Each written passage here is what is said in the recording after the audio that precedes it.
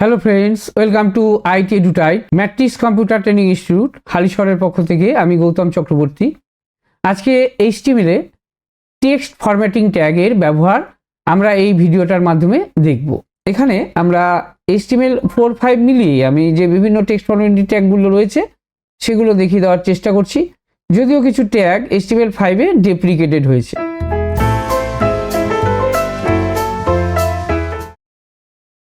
HTML text editor, notepad, HTML code করতে পারি, এটা কিন্তু উইজুইক এডিটর নয়। তার জন্য আমরা নোটপ্যাডটাকে ছেড়ে দিয়ে গুগল ক্রোমটা খুলে নিই। গুগল ক্রোম খোলার পরে নোটপ্যাড প্লাস প্লাস লিখে ডাউনলোড,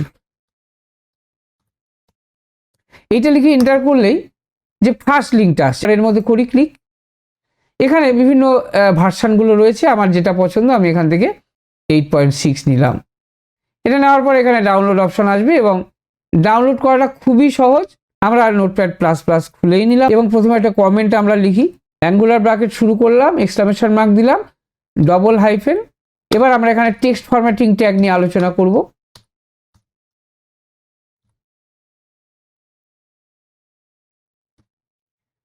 কমেন্ট শেষ করার জন্য ডবল হাইফেন, অ্যাঙ্গুলার ব্র্যাকেট শেষ করব, গ্রেটার দ্যান সাইন প্রেস করব শিফট চেপে।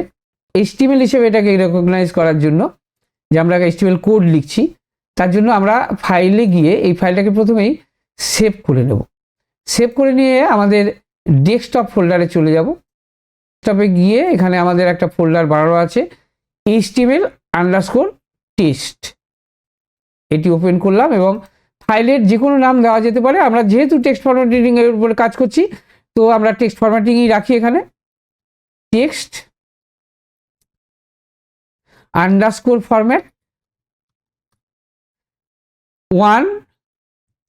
এইবার এক্সটেনশন নেমটা কিন্তু কেয়ারফুলি দিতে হবে, নাহলে ওয়েব ব্রাউজারে ওয়েব পেজ শো করবে না। এক্সটেনশন নেম হচ্ছে .html, এটা লিখে আমরা সেভ করে দিলাম। ডক টাইপ ডিক্লারেশন করব, এক্সক্লামেশন মার্ক দিলাম, doc type HTML, angle bracket শেষ করলাম, এন্টার মারলাম। লিখতে হবে HTML language, LANG for language, equal to English, EN stands for English. আমরা এখানে ফেসবুক খুলতে চাইছি। এই যে এর কোডটা যদি আমরা দেখতে চাই, সোর্স কোড যদি আমরা দেখতে চাই, এখানে সোর্স কোডটা চলে এসছে। এই সোর্স কোডে একদম প্রথমেই HTML ল্যাঙ্গুয়েজ, ইংলিশ, ID ইত্যাদি লেখা রয়েছে। আচ্ছা, এই যে শুরুর লাইনটা, একদম শুরুর লাইনটা, এখানে কিন্তু ডক টাইপ ডিক্লারেশন করা রয়েছে। Less than sign, angle bracket শুরু, exclamation mark, doc type HTML। আমরা HTML5 এর যদি কোডিং করি, ডক টাইপটা দিয়ে নেওয়াটাই ভালো। আর এরপরে আমাদের ট্যাগগুলো লিখতে হবে। এখানে আমরা দিলাম HTML হেড, অ্যাঙ্গেল ব্র্যাকেটের মধ্যে হেড লেখার পরে এখানে আমরা টাইটেল ওই টেক্সট ফরম্যাটিং ট্যাগই লিখব। এই টাইটেলটা কিন্তু এই যে ওয়েব ব্রাউজার আমরা যেটা আমরা এখানে দেখব কোডিং করে, তার এই ট্যাবে শো করবে। হ্যাঁ, আমি পরে দেখানোর চেষ্টা করছি। একসাথে দুটো আমরা এডিটার পেজটাও খুলে রেখেছি আর ওয়েব ব্রাউজারটাও খুলে রেখেছি, আমরা যা যা কাজ করব সঙ্গে সঙ্গে এখানে আউটপুটটা দেখে নিতে পারার জন্য। Text formatting tag slash title, আমরা এখানে ট্যাগটা শেষ করলাম। টাইটেল ট্যাগটা শেষ করার পরে, টাইটেল লেখার পর আমরা হেড ট্যাগ শেষ করব। আমাদের ফোল্ডারটা যেখানে আছে ডেস্কটপে, সেখান থেকে এটাকে ওপেন করার চেষ্টা করি। টেক্সট আন্ডারস্কোর ফরম্যাট 1, এটা এখন তো কোনো কোডিং করা হয়নি, বডি সেকশন তৈরি হয়নি। আমি যে টেক্সট ফরম্যাটিং ট্যাগটা লিখলাম না, এইটা এখানে শো করছে এই যে ট্যাবটার মধ্যে। এইটাই জাস্ট আমার ওয়েব পেজের আমি একটা টাইটেল দিলাম, নাথিং এলস। বডির পরে বিজি কালার আমরা লিখলাম ইয়েলো। এরপরে টেক্সটের কালারটা দিলাম রেড। আচ্ছা, এখানে আমরা টপ মার্জিন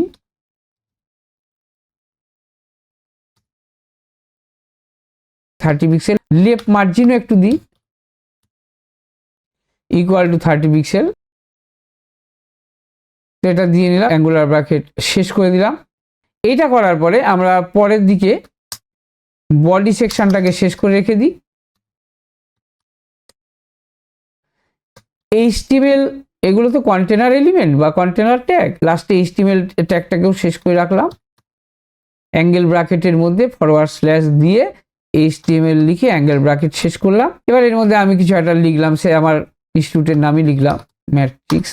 এটা আমাদের ওয়েব ব্রাউজারে আমরা যদি সেভ করে শো করাতে চাই, এখানে আমরা কন্ট্রোল এস দিয়েও সেভ করতে পারি, বা এখানে টুলবারে সেভ আছে ফাইলে গিয়ে সেভ করতে পারি। সবচেয়ে ভালো কন্ট্রোল এস প্রেস করা। F5 করি, F5 ফাংশন কি, ম্যাট্রিক্স লেখাটা দেখা যাচ্ছে। এখানে আগে বি লিখলাম, বি ট্যাগ দিলাম বোর্ড লেখার জন্য। এখানে আমরা লিখছি hyper text markup language, angle bracket শেষ, ফরওয়ার্ড স্ল্যাশ দিলাম, বি দিলাম, অ্যাঙ্গেল ব্র্যাকেট শেষ করলাম। আমি যদি এখানে একটা কিছু সঙ্গে লিখে দিই, চ্যানেলের নাম itedutide, এটা কিন্তু আমরা যদি সেভ করে এবার রেন্ডার করি ওয়েব ব্রাউজারে F5 ফাংশন কি দিয়ে, তখন আমরা কিন্তু দেখবো এটা ডিফারেন্ট লাইনে এসছে। ডিফারেন্ট লাইনে এসছে বিকজ স্ক্রিনটা ছোট ছিল। এবার কিন্তু সবই একসাথে এক লাইনে চলে এসেছে, পেজটা ছোট করে রেখেছিলাম বলে আলাদা লাইনে চলে গেছে, এটা এক লাইনেই চলে আসে। এটার জন্য আমাদের একটা এমটি ট্যাগ ব্যবহার করতে হবে, সেটা হচ্ছে BR, break line. It stands for break line, মানে আমি একটা লাইন লেখার পরে হেডিং ট্যাগ H1 H2 ক্ষেত্রে কিন্তু অটোমেটিক হেডিং এর জন্য ডিফারেন্ট লাইনে চলে গেছিল, কিন্তু এটা ব্রেক লাইন ছাড়া কিন্তু ডিফারেন্ট লাইনে নিয়ে যাওয়া এই মুহূর্তে সম্ভব নয়। বিআর ট্যাগ আমরা এখানে ব্যবহার করলাম, অ্যাঙ্গেল ব্র্যাকেট শুরু করেছি, বিআর অ্যাঙ্গেল ব্র্যাকেট শেষ করলাম। এবার যদি আমরা দেখি এখানে কন্ট্রোল এস করলাম, ওয়েব ব্রাউজারে রেন্ডার করছি F5 দিয়ে এবং দেখছি ডিফারেন্ট লাইন। এটা একটু স্ক্রিনটা বড় করলেও কিন্তু ডিফারেন্ট লাইনে শো করছে। উপরের লাইনটাকে কপি পেস্ট করলাম, কন্ট্রোল সি করে পরের লাইনে গিয়ে কন্ট্রোল ভি করে পেস্ট করলাম। এবার এই বোল্ডটাকে আমরা যদি HTML5 এর ক্ষেত্রে যেটাকে রেকমেন্ড করা হয় স্ট্রং, একই আসবে, বোল্ড স্ট্রং একই আসবে, নাথিং এলস। শেষ করব স্ট্রং দিয়ে। তো এখন যদি আমরা এটাকে ওয়েব ব্রাউজারে রেন্ডার করি, কন্ট্রোল এস করে সেভ করলাম, এখানে F5 করলাম, আগে তো আমাদের কপি করাই ছিল, এটাকে পেস্ট করি। পেস্ট করলে আমরা এবার ইটালিক লেখা দেখব ওয়েব ব্রাউজারে, ওয়েব পেজের মধ্যে। এর জন্য আই ট্যাগ ব্যবহার করা হয় এবং /i অ্যাঙ্গুলার ব্র্যাকেটের মধ্যে রেখে এটাকে শেষ করা হয়। এটাকে একটুখানি সেভ করে নিলাম এবং কন্ট্রোল এস দিয়ে সেভ করার পরে ওয়েব ব্রাউজারে F5 প্রেস করলাম। এটা ইনক্লাইন টেক্সট, ইটালিক টেক্সট এসছে, হাইপার টেক্সট মার্কআপ ল্যাঙ্গুয়েজ।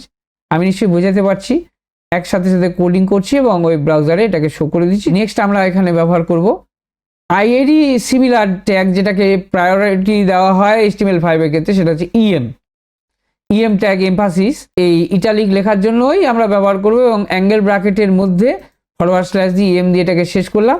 এবার এটাকে আমরা সেভ করলাম, ওয়েব ব্রাউজারে F5 করে দেখি, এটাও ইটালিক লেখা আসছে।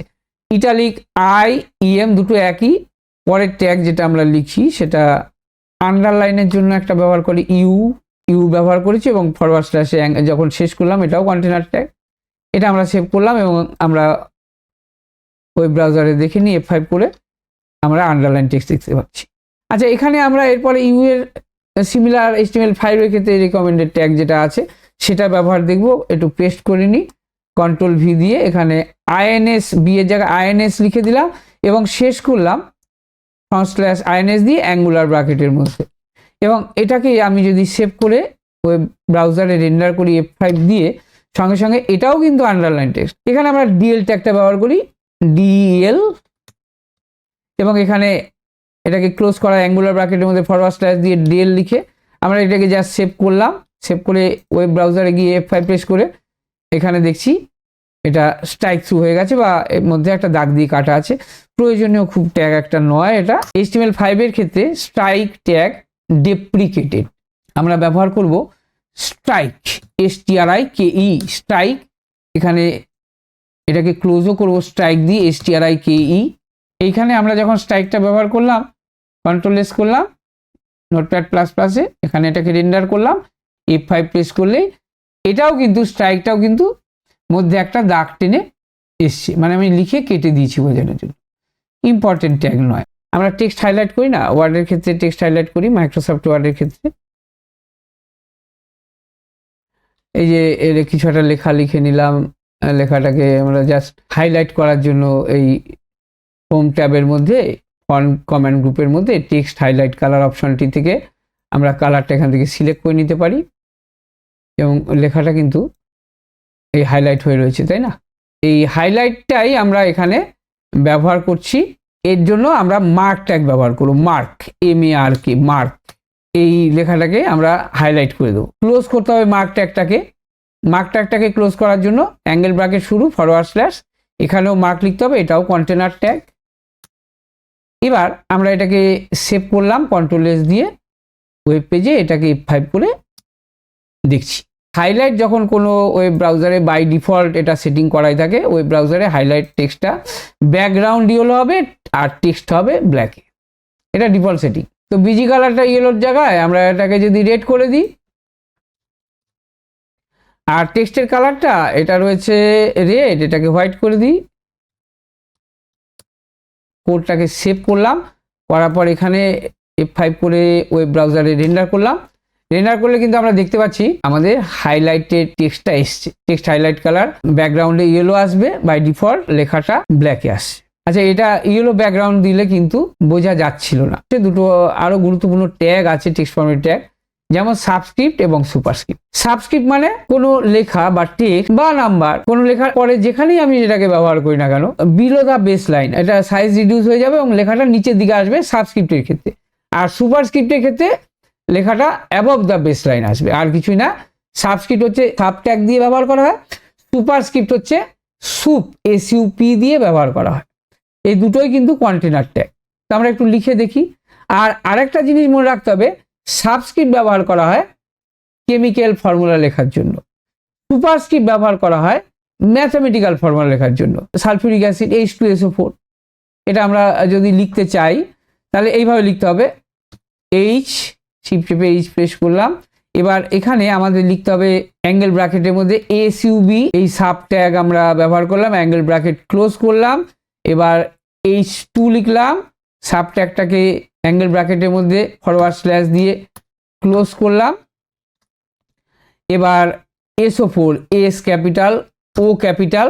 আবার এখানে এই সাব ট্যাগটাকেই কপি করে দিই,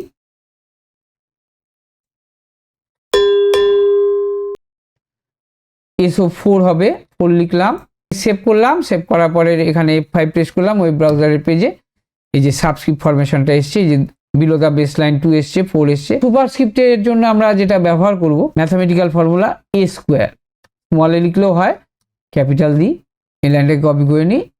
শুধু তো সাবের জায়গায় লিখবো সুপ, SUP, ব্যাস লিখে দিলাম, এখানেও লিখে দিলাম, একটা স্পেস দিলাম, প্লাস দিলাম। আবার এইটাকেই কপি করে নিলাম, কপি করে নিয়ে এটাকে পেস্ট করলাম, এখানে পেস্ট করে নেওয়ার পর B স্কোয়ার লিখছি, শিফট B, এটাকে আমরা সেভ করে দিতে পারি। ব্রাউজারে এসে F5 দিয়ে রেন্ডার করি, রিফ্রেশ করলে পেজটাকে আমরা কিন্তু দেখতে পাচ্ছি যে এখানে সুপারস্ক্রিপ্ট 2 এবং B এর উপরে সুপারস্ক্রিপ্ট 2 এসছে। একটু ফুল পেজ করে দেখাই যাক। এই ফুল পেজের মধ্যে এটা কিন্তু সুন্দরভাবে উপরে bold, strong, italic, emphasis EM, এটা আন্ডারলাইন U, এটা INS দিয়ে ব্যবহার করা হয়েছে ট্যাগ দিয়ে, এটা ডেল ট্যাগ দিয়ে ব্যবহার করা হয়েছে, এটা স্ট্রাইক দিয়ে ব্যবহার করা হয়েছে, এটা মার্ক ট্যাগ দিয়ে ব্যবহার করা হয়েছে হাইলাইটেড টেক্সট, এটা সাবস্ক্রিপ্টের ফরমেশন, এটা সুপারস্ক্রিপ্টের ফরমেশন। ওকে, আজকের মতো ভিডিওটা এই পর্যন্তই। তোমাদের অসংখ্য ধন্যবাদ।